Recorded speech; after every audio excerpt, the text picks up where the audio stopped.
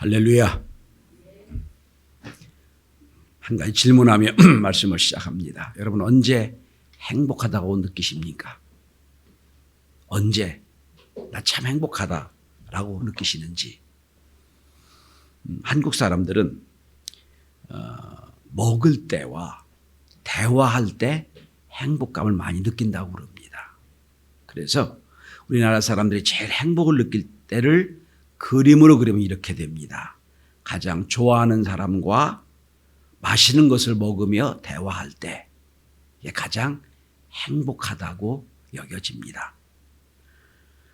연세대 서은국 교수가 쓴 행복의 기원에 보면 행복은 기쁨의 강도가 아니라 행복은 빈도다라는 말이 있습니다.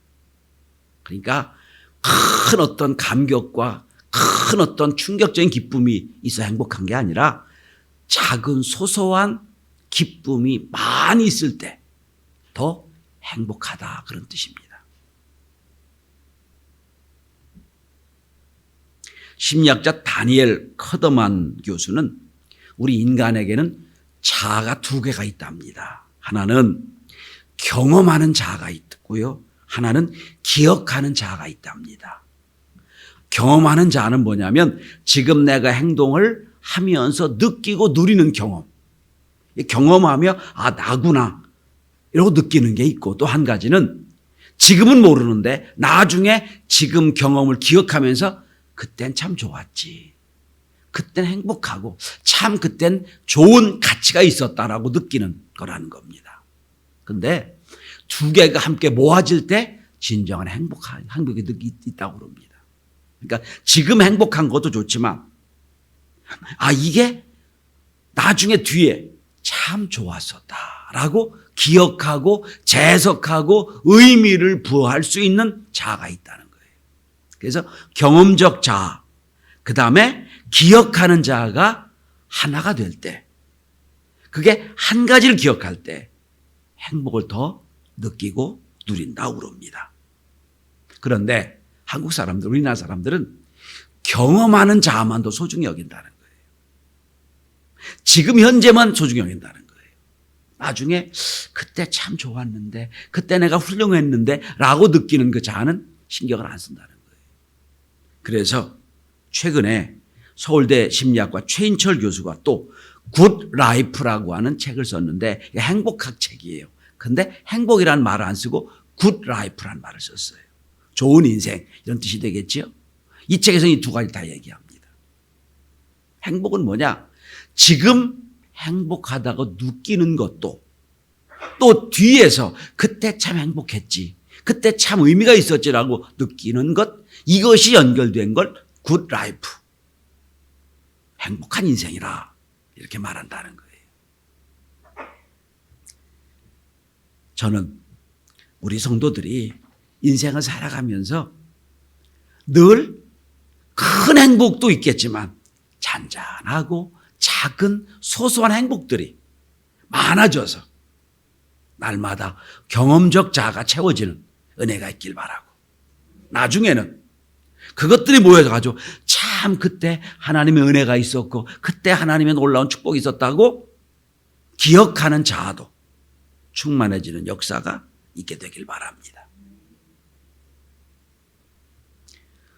그렇다면 이 행복을 예배로, 신앙으로 연결한다면 어떨 때 우리가 행복할까요? 저는 하나님과 예배하며 하나님께 예배드리며 찬양하고 고백하고 성경을 읽고 말씀을 함께 나누고 예배 끝난 뒤에 성도들과 대화를 하고 은혜를 나누는 그 모든 것들이 예수 믿는 사람의 신앙의 행복이라고 생각을 합니다. 더 좁게 말씀드리면 오늘 본문에 나오는 다윗은 성경이 어느 사람보다 가장 행복한 예배, 행복한 순간을 경험하고 있다고 저는 느낍니다. 그리고 나중에 이 다윗의 인생 뒤에서 이 장면을 얼마나 소중히 여겼을까 그런 생각을 해봅니다. 이때 이렇게 안 했더라면 내가 얼마나 불행했을까라고 느꼈다고 생각을 합니다. 그래서 저는 오늘 본문의 말씀을 그렇게 정했어요. 제목을 가장 행복한 예배자.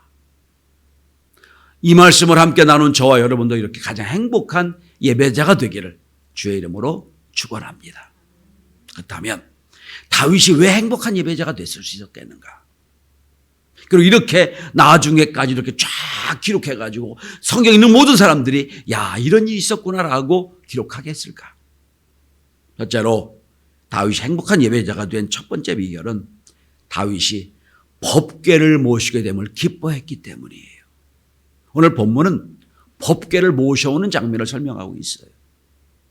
자, 다윗이 이스라엘의 나라를 통일한 초대 왕이 돼서 첫 번째 한 행동이 오늘 법궤를 모셔온 행동이에요. 법궤는 하나님의 임재의 상징입니다. 여호와의 법궤는 세 가지가 들어가 있어요. 십계명, 돌, 십계명을 새긴 돌, 그 다음에 기적적인 역사로 함께했던 아론 제사장의 쌍난 지팡이, 그리고 만나를 먹었던 만나 항아리. 물론 만나는 없어졌겠죠. 다 하나님의 임재와 인도하심의 상징이에요. 이게 하나의 큰 상자에 넣어 갖고 다니는 걸 여호와의 법궤라고 하는 겁니다. 이 여호와의 법궤는 성전이 만들어지기 전에 하나님의 임재를 상징했던 물건이에요. 성물이에요. 이게 아주 오래전에 그 스티븐 스필버스 감독의 성궤를 찾아서 나오는 그 성궤입니다. 영화가 있었지. 이게 뭐 어디 묻혀졌다고 해서 막 찾고 막 이 기적적인 걸 영화로 나왔던 그 성궤입니다. 물론 성경과 전혀 관계없는 자기들 생각에서 난 이야기입니다. 어쨌든 이게 하나님 임재의 상징이에요. 그런데 바로 전에 사울 왕 때, 엘리야 제사장 때 블레셋과 전쟁하는데 그 당시는 이 성궤가 어떤 신적인 역사가 일어난 줄 알았어요. 그래서 성막을 모시고 가면 법궤를 모시고 가면 전쟁이 이길 줄 알고 아무 생각 없이 법궤를 모시고 갔어요. 근데 웬걸 법궤가 가는 곳마다 이기는 줄 알았더니 아니에요. 전쟁에서 철저히 집니다.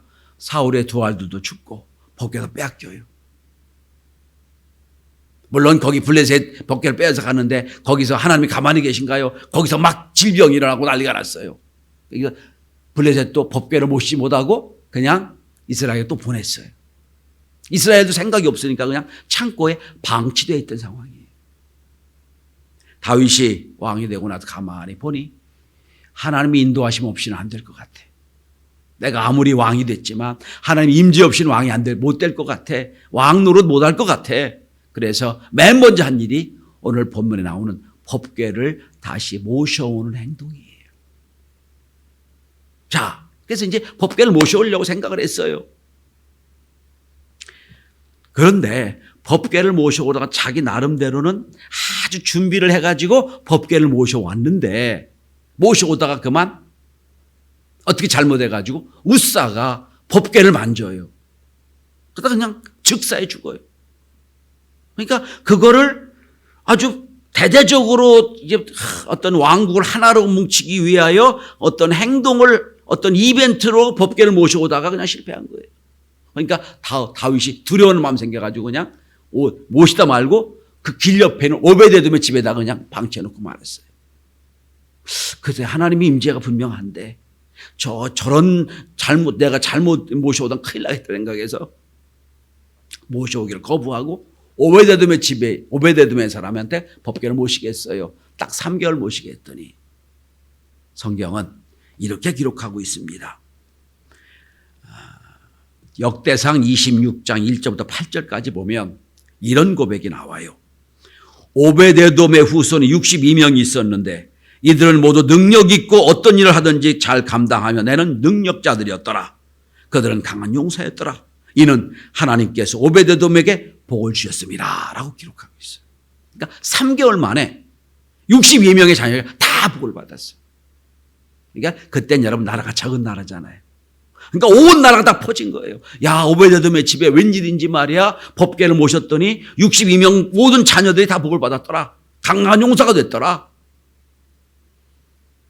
그러니까 다윗이 생각하는 거예요. 저 복은 내가 받을 복인데. 저 복은 내가 받을 복인데. 오베데돔이 받았구나. 그리고 나도 저 복을 받아야 되겠다 생각해서 오베데돔의 집에서부터 법궤를 모셔오는 거예요. 이게 오늘 본문이에요. 그래서 이제 다윗은 깨닫습니다. 저 법궤를 잘 모시면 나도 큰 복을 받겠다. 저 법궤만 잘 모시면 하나님의 은혜를 주시겠다. 그 마음이 있으니 얼마나 기쁜지. 구약에서 법궤를 모신다는 것은 신약에서 말하면 예배를 드리는 것 똑같은 거예요. 신앙생활 전체를 얘기하는 거예요. 신앙생활은 구약의 표현하면 법궤를 모시는 생활이라고 할 수 있는 거예요. 다윗이 지금 법궤를 모셔옵니다. 얼마나 기쁘겠어요. 앞으로 하나님이 나를 통하여 복을 주실, 은혜 주실까 생각하니까 기쁨이 넘치는 거예요. 성도 여러분, 우리가 지금 이 시간 이 코로나가 엄청나게 확산되는 상황에서 우리가 예배자로 서는 것, 이 얼마나 큰 복입니까?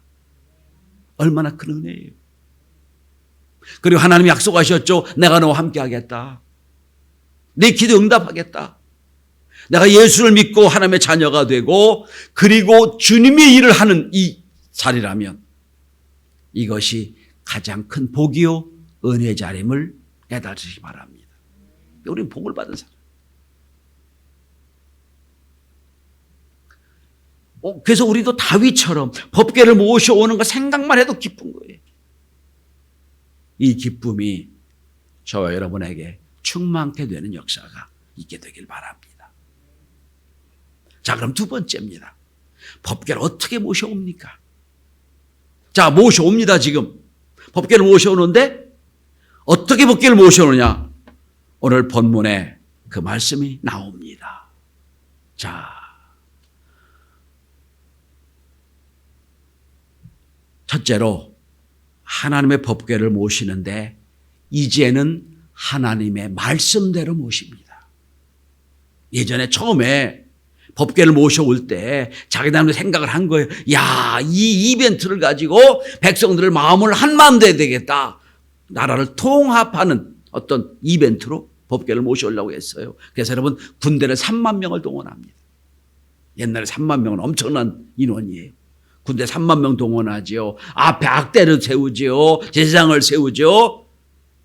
그리고 자기 나름대로는 야, 이거 멋지게 하자 그래서 새 수레를 만들어요. 마차를 만들었습니다. 그것도 새롭게 만들었어요. 그리고 처음 이제 한 번도 메어보지 못한 소, 아주 튼튼한 새로운 소를 딱 만들어가지고 이제 선발해가지고 소에다가 마차를 메어서 3만 명이 움직이는 거예요. 얼마나 거창한 행사였겠어요, 여러분. 3만 명이 쫙 도열해 있지요.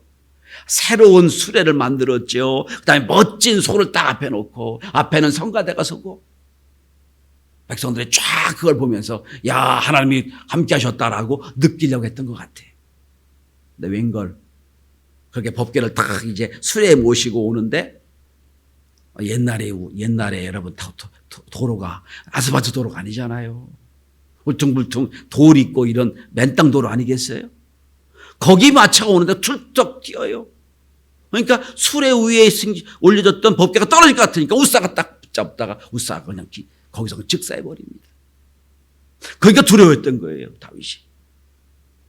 다윗은 첫 번째 실패를 기억해요. 아, 이건 이렇게 모시는 게 아니구나. 3만 명으로 모시는 게 아니고 수레를 모시는 게 아니구나. 소로 끄는 게 아니구나. 성경에 보니까 어깨매라고 그랬어요. 법궤는. 민수기 4장 15절에 보면 이 법궤는 반드시 어깨매게 돼 있어요. 그래서 여러분 오늘 12절에 보시면 말씀대로 법궤를 모셔옵니다. 12절 중반 이하를 보세요. 다윗이 가서 하나님의 궤를 기쁨으로 메고 오베데돔의 집에서 다윗성으로 올라올세. 그렇죠. 자, 12절에도 메었다. 13절에도 궤를 맨 사람들이 다 이젠 메고 옵니다. 수레가 아니에요. 소가 아니고 직접 사람이 메고 옵니다. 말씀대로 메고 오는 거예요. 성도 여러분, 아무리 기술이 발달하고 아무리 편리한 기능이 있고 아무리 좋은 도구가 있어도요, 무언가는 사람이 직접 해야 될 일이 있어요. 도구로 안 되는 게 있어요. 신앙도 마찬가지예요, 여러분. 아무리 편리하고 아무리 좋은 도구가 있어도요, 하나님의 일은 어깨로 하는 거예요. 이게 상징이에요. 법궤를, 네 법궤, 이게 무거워 어깨 매는 게 아니에요. 무거워서 수레 이런 게 아니라 내 힘껏 다하여 하나님의 궤를 날르라, 그런 뜻이에요. 여러분, 하나님이라 할 때는요, 무엇든지 적당히 해도 되는 게 없어요. 하나님은 다 알고 계세요. 적당히 쉽게 역사가 안 일어나요, 여러분. 법궤는 메고 힘을 다해야 할 때. 오죽하면 예수 이렇게 말씀하셨습니까? 너희가 나를 또 따라오려거든 자기 십자가를 지고 나를 쫓으라고 그랬지요. 나와 함께 내 멍에를 매자 그랬지요. 하나님의 일은 힘써서 하는 거예요. 내가 아무리 능력이 있어도 안 되는 거예요. 그건 하나님이 은혜 주셔서 내 힘을 다해야 하는 거예요. 그럴 때 하나님이 받으시는 거예요. 그래서 오늘 보니까 법궤를 메고 왔다 강조가 계속되죠. 첫 번째 실패했으니까 수레로 끌고 소로 끄는 게 아니라 법궤를 메고 왔다. 하나님 말씀대로 했다는 거예요. 근데 여러분, 어느 초등학교 선생님이 아이들 앞 모아놓고 이제 질문을 했어요. 자, 3 곱하기 4는 얼마냐? 3 곱하기 4는 답이 나왔죠, 그죠? 어떤 아이가 손 탁 들더니, 야, 10입니다. 틀렸어, 너. 3 곱하기 4는 몇이야? 했더니 5입니다. 아니야, 틀렸어. 12야. 그랬더니 12가 맞는 정답이야. 그랬더니 10을 얘기한 애가 그러다면, 선생님, 나는 5보다는 많이 맞췄잖아요. 그랬더랍니다. 맞힌 거예요, 여러분? 아니요, 그건. 답이 아니에요. 정답은 하나예요. 아무리 10이 근사치 있어도 답은 아니라는 거예요. 하나님의 말씀도 똑같은 거예요, 여러분. 내가 아무리 근사치 있어도 하나님 말씀이 법궤로 매라 그러면 매야. 하나님의 답이에요. 우린 자꾸 근사치를 얘기합니다. 또 비슷하잖아요. 아니에요, 여러분. 하나님 말씀대로 이루어지는 거예요. 두 번째로, 자, 이제 첫 번째 실패했던 다윗이 두 번째 법궤를 모셔오는데 하나님의 명령을 따라 어깨에 메고, 두 번째로 오늘 본문에 어깨에 메고 오면서 13절부터 시작해서 12절부터 시작해서 15절까지는 거의 매절마다 다윗의 태도를 보여주고 있습니다. 12절 기쁨으로 메고, 14절 힘을 다하여 춤을 추고, 15절 즐거이 환호하고. 느낌이 어때요? 느낌이, 이거 하고 싶지 않은데 억지로 하는 겁니까? 아니요. 해야 되니까 하는 겁니까? 아니요. 얼마나 즐거운지 기쁨으로 힘을 다하여 즐거이 환호하고. 그 장면이 그려지세요, 여러분. 너무 기쁜 거예요. 야, 이제 비로소 내가 그렇게 원했던 법궤를 내가 모셔오는구나. 여기 특별히 그 16절에 보면 다윗 왕이 여호와 앞에서 뛰놀며 춤추는 것을 보았다라고 말합니다. 제3자인 미갈, 다윗의 부인이 볼 때 채통머리 없이 체면도 안 지키고 뛰노는 모습을 보였다는 거예요. 이거 공동 번역이 이렇게 번역이 되어 있습니다. 다윗 왕이 여호와 앞에서 껑충껑충 뛰며 춤을 추는 것을 보고라고 되어 있어요. 이 그 장면을 연상해 보셔야 돼요. 너무 기쁜 나머지 채통도 지키고 체면도 지키고 권위도 지켜야 될 왕이 다 잊어버렸어요. 춤을 추고 너무 기쁜 거예요. 그래서 여러분 나중에 보면 은유적인 표현을 하면 바지가 벗겨지는 줄 모르고 춤을 췄다고 나와요. 너무 기쁜 거예요. 나중에 다윗이 미갈에 막 뭐라고 하니까 이런 말을 합니다. 나는 하나님 앞에서 춤을 췄다고 그럽니다. 하나님 앞에서. 네 생각이 아니야. 얼마나 감격스러운지. 다윗은 지금 하나님 앞에 선 예배자의 모습이기 때문이에요. 다른 사람하고 관계가 없어요. 하나님 앞에 내가 예배자가 된 거예요. 춤을 춥니다. 기뻐하고 환호합니다. 태도가 모든 걸 결정한다고 했습니다. 내 태도를 보면 내 마음이 드러나요. 내 태도를 보면. 저는 말씀 전하러 성전에 제단에 올라올 때마다 빌리그레 목사님의 일화가 늘 마음에 있습니다. 이제 큰 집회 같은데 사회석이 있고 오늘도 이제 말씀 전하는 강단이 있잖아요. 이제 사회자가 목사님 설교하겠습니다 그러면 옆에 있다가 몇 발자국 안 되는 자리인데 강단인데 뛰듯이 와서 말씀 전했다는 거예요. 물었답니다. 아니 몇 발자국 안 되는 거 천천히 좀 권위 있게 오시지 뛰듯 오십니까 했더니 아닙니다. 난 하나님 말씀 전하는 게 너무 기뻐서 잠시도 가만히 있을 수가 없습니다 라고 했다는 거예요. 이게 기쁨이에요.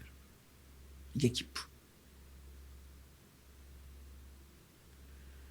세계적인 기업가였던 GE 제너럴 일렉트릭 회사의 잭 웰치 회장, 전설적인 CEO입니다.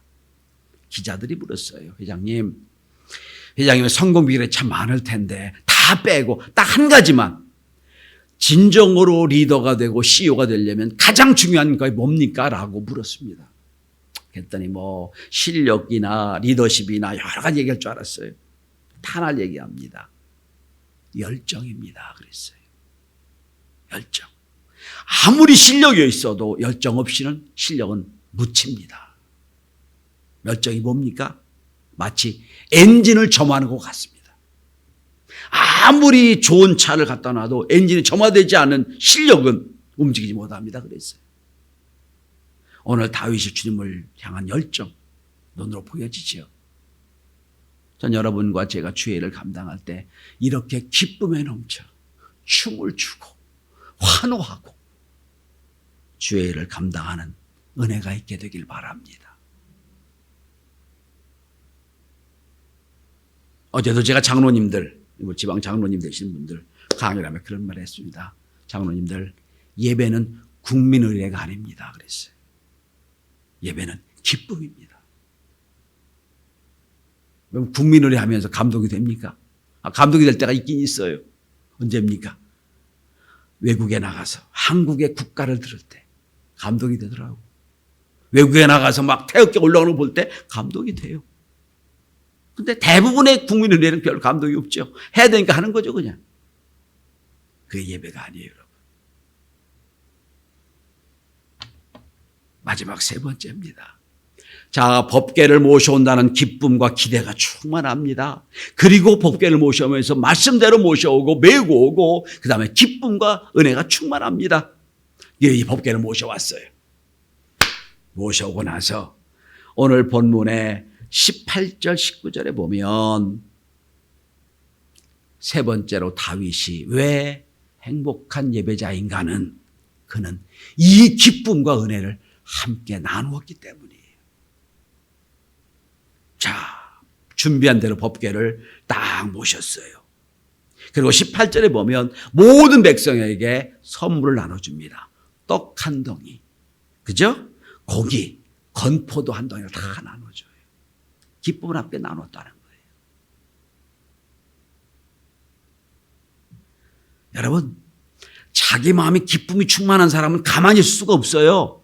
여러분, 예배 왜 가끔 영화 같은 거 보면 이런 거 나오죠? 내가 커피숍에 있어. 내가 딱 좋은 소식을 들었어. 음식점에 있는데 내가 참 좋은 소식 들었어. 그럼 딱 일어나서 그런 말 합니다. 오늘 이 시간, 이 여기 있는 밥값은 다 내가 낼게. 그런 분들이 있죠?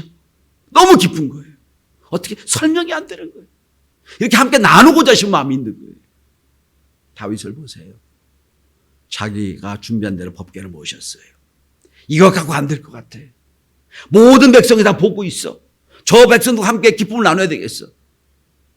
그러니까 준비한 대로 다 떡과 지금처럼 풍요로울 때가 아니잖아요, 여러분. 건포도와 다 나눠줍니다. 기쁨을 함께 나누는 거예요. 전 이것이 신앙의 기쁨이라고 생각을 해요. 이게 신앙의 기쁨이에요. 속회가 뭡니까?